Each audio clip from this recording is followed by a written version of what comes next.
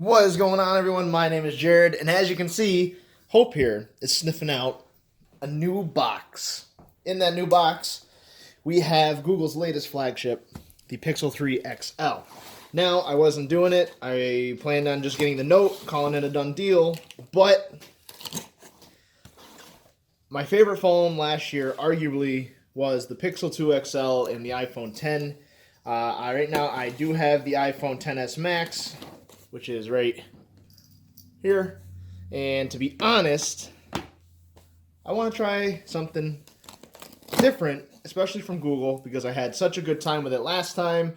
And I think, honestly, now at this point, I don't have enough invested into the Apple ecosystem to truly benefit. So, Google Store box. Hi there, just like Google Assistant. So, this does have the availability to have Project Fi. You get the Project Fi little insert here that works on eSIM technology, which means you don't actually need a real SIM card. It's digital. You sign in with your account. All right, you're sitting in the box. Cool. I don't think you can fit in there, Hopester. But let me move this out of the way real quick. Sorry, Hope. We have the Pixel 3 XL in clearly white. So, interesting thing I was reading today while I'm putting stuff away, the Pixel 3 XL actually does have eSIM technology allowed for all the carriers that support it. It just hasn't been activated yet. What that means is just like the iPhone XS Max over here, which also has eSIM but a dual SIM functionality like some normal traditional dual SIM phones, this one means operators like T-Mobile and things like that, once supported, they will also be able to scan in your SIM card and be able to use it SIM-free. So that's kind of cool. A little tidbit of information. Last year's Pixel 2 XL was SIM-free only for Project Fi. This one eventually will be for everything. So clearly white, 64 gig, has a little Google holographic sticker now to know it's legit. There was a big deal going on about having the Best Buy versions of the Pixel 3 and Pixel 3 XL not be unlocked, that they were actually carrier locked to Verizon, which they haven't done in a while. But, of course, after that, Verizon mentioned that they are going to make good on their deal and unlock anything that was Verizon branded at Best Buy. So, here we have it, clearly white. They had white, black, and kind of pink, which kind of look like a salmon color. So this is a device. I'm going to leave this to the side just for right now. We're going to look at what is in the box.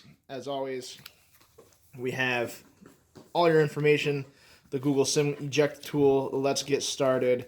Do we get stickers this year? Ho ho! Out of the playbook of Apple, we got a Google sticker. I'm with it. I'll put that on my desk. And what else do we got? This year, we also have headphones that are given in the box, which is nice, seeing that we don't have a headphone jack. These look like, and I was reading reviews on them, they look like almost Pixel Buds, the way the ear shape is, things like that. They are USB Type-C, so that's on the bottom. They do have an inline mic and volume controls. So I haven't tried them, obviously, and I haven't heard if people like them or not, but I shall soon see. So we're going to put these to the side because I'm not going to use them right away. Of course, you have your USB Type-C cable. You have your transfer tool for transferring data. You have your dongle, which, of course, was not found in the iPhone XS box. So there you go. They put that little dongle in there. And you also have, last but not least, your quick charge. Bam. There you go. So that's what's in the box. Not too much different than last year besides the headphones, the addition of the headphones, which rightfully so. I mean, you're taking away the headphone jack. At least you can do is put in something that's going to compensate for that. So a free set of USB Type-C headphones is not a bad idea, and I appreciate it. So let's get to what you really want to see. The phone. So this year they did a glass sandwich as similar to last year's Samsung phones. Last year's Pixels actually were not glass backed. They were only the top part. So the Panda part was glass and just the black part was glass. Now we have double glass, just like every other flagship in 2018 thus far. What that allows it to do is now we are looking at IP68 rated for water resistance, and we are also looking at wireless charging. The cool part about this is this back glass is one piece, even though it has that little sort of two-tone design.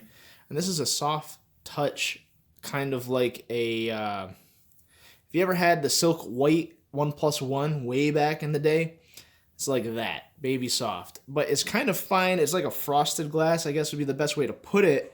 And what that does mean is, as some reviewers have noted, is that you do tend to get scratches on this quicker and easier, like with keys coins, than, say, the top glass, just because of this here coating. Now, reviewers like Erica Griffin said that some keys and coin scratches came off with a little bit of soap and water and some fine scrubbing with like a toothbrush or a soft bristle brush. So take that into account. But people like Jerry Rig Everything used razor blade, maybe a little bit harder of a tool, and those scratches were permanent. So whether this acts as an abrasive or is just collecting the pieces of whatever scratches it inside this little tiny sort of, I guess, frosted coating, however they did it, I'm not sure. Either way, if you're worried about scratches, put a skin on it, put a case on it, keep it nice, keep it mint, keep it pristine. The sides, you got this very shiny coating this year. It is not the paint like last year that kind of just flaked off. This feels what I would consider almost like a car paint, so probably a powder coat paint. Probably makes it pretty resistant to durable, to drops, nicks, scuffs, scratches, things of that nature, compared to just a normal sort of paint. And of course, I mean, I have a skin on my iPhone, but this is just the stainless steel rail. And this, I do believe, is aluminum, so this feels lighter than the iPhone XS Max. And on the front, before you even turn it on, you got the robot smiley face notch. Now, people always, of course, are hating on this notch, and I will say it is rather large compared to, say, iPhone. But, just to bring up, there's my music page, iPhone's is longer and not as deep, I'll call it. Pixel's is deeper and not as wide. Honestly, either way, you're losing that screen space. The stuff you see up in the iPhone, nothing ever populates there anyway, and here, nothing is ever going to populate either. So personally, 6 one, half dozen the other. To me, it really doesn't matter. The notch is there. It just is what it is. Sides are equally as thin, I would say, as the outside bezel is for the iPhone. And the bottom, of course, the Pixel has somewhat of a chin due to that bottom stereo speaker. So iPhone has the speaker down here and up in the earpiece. Pixel has one at the bottom and at the top to give you a little more better directed stereo sound. So there you go. So off the bat, I saw this at Best Buy a little while ago, a few weeks ago actually, and I got to touch it and hang on to it when they released it to really kind of decide. I like this white. I actually did purchase a skin already that's coming to do the two-tone panda, and also to keep this frosted nice and protected in the future. So let me get this going. We're going to transfer some data, and we'll be right back. So I just wanted to share with you guys something real quick as I was doing this. I'm transferring data from my iPhone to my Pixel. And what's nice is you can just do it. So being that I had a USB-C to Lightning, I could do it without having to use the adapter. It was really easy. You plug it in, you make sure your iPhone is on, you hit trust on it like you would on a computer, type in your passcode, and basically you're good to go. Pixel's going to check for see what I can transfer. It's going to also match up the apps that I have installed to see whether or not I have them on the Android platform, which most of them will be. And then you are good to go. You get to choose just like normal. And honestly, that's it. So I'm going to let this keep going. And I'll see you back when we're all done. All right, everybody, we are back. We got the Pixel 3 XL set up. We got it charging because it was running a little bit low here. And we're ready to rock. So, obviously, first impressions... Oh, hit the camera. I had installed Android P at the time on my Pixel 2 XL. So, I had experienced some of these features beforehand before I obviously have seen it here. Things that are a little different, obviously, with Android P, all the things that you had thought about with Android P, you know, the menus, the icons, the navigational settings here with the little dot down at the bottom, Google Assistant, of course. There's things like spam screening with Google Duplex, which is supposed to be rolling out pretty soon.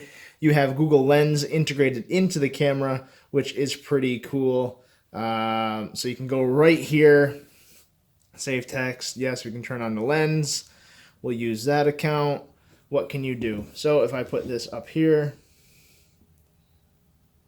it should be able to identify what is going on.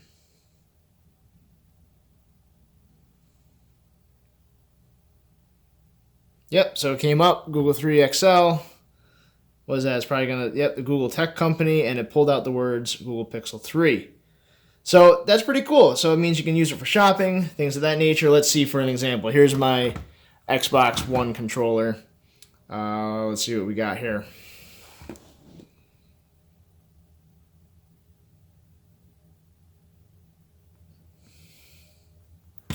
Gotta move that out of the way. Try that again. Looking for results, pulled up the Xbox. So, you know, it's not obviously perfect. Obviously, that's a picture of a controller. Didn't necessarily do that. Let's try one more. We'll do my pocket knife. Came up with some different things, some skateboards and knives. All right, not bad. Makes sense. So obviously Google Lens is continually a work in progress. You have some nice new camera features. Not necessarily new. You have your slow-mo video. You have your normal video, which can take 1080p at 60 frames, 30 frames, and 4K, which is at 30. You, of course, have portrait mode, all the depth effects on your normal camera. You have the motion photo, which would be similar to whatever they call it on iPhone, live photos. You, of course, have portrait.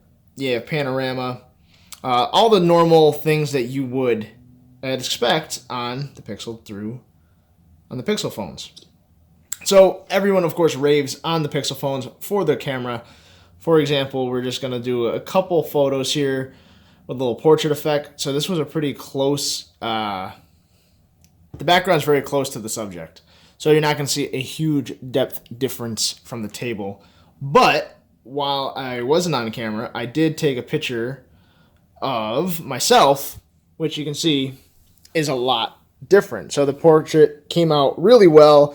Edge detection was really great. It's not showing up awesome on the camera here, but as you can see when I switch to the other photos, that blur really worked out well. Also, the detail is also great, which is one thing I love about the Pixel series phones. I have been always blown away completely by the camera, and that is what kept me around with these phones so long when they lack a lot of other features for the same price, like with the Note 9.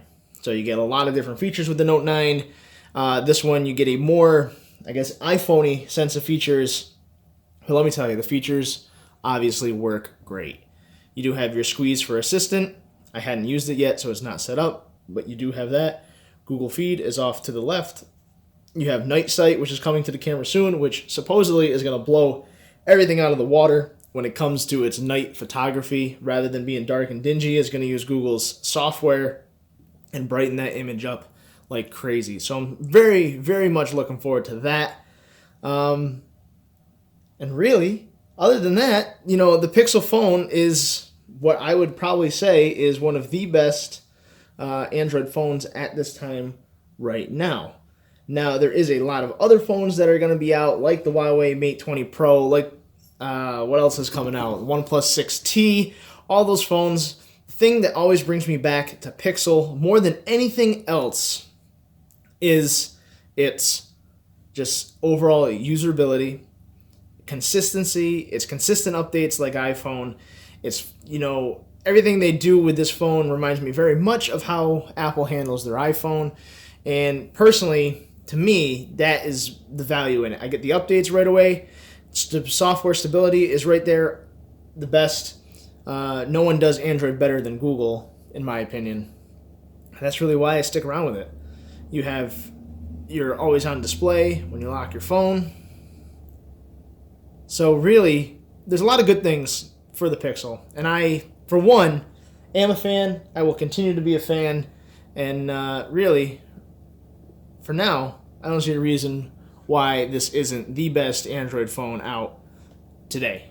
It might change in the future, but for right now, just like the Pixel 2 kept up with most 2018 flagships, of course, until the Pixel 3 came out, the Pixel 3 XL is and probably will be my favorite Android phone of 2018. So that was my quick unboxing. Not super fast, a little more in-depth things that I wanted to get into, but there it is. So I hope you enjoyed this video. I will get back to my normal schedule now versus being all over the place. But anyway, thank you again for watching. I really do appreciate it. My name is Jared, and we will see you all in the next video.